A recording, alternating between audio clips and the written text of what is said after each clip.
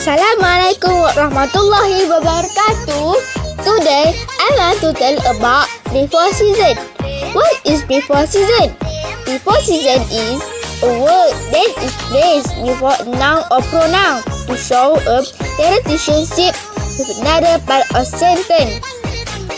In general, the before season is placed before the noun or pronoun, where the noun or pronoun that follows the preposition must be positioned as an object. Examples of prepositional words are 1. In 2. On 3. Next to 4. Between 5. In front of 6. Behind and finally under and others. But now we only need 5, which are between, in, on, behind, and finally under. Okay, let's start learning. 1. Between, the mouse between the box. 2.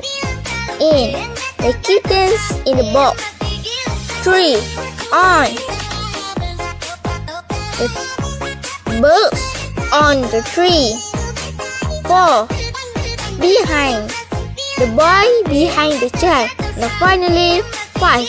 Under, the toys and the sofa. And after our study, I hope you can learn something today. Until here, see you again. Thank you. Bye. 3, 2, 1, rock. It's me, you and me.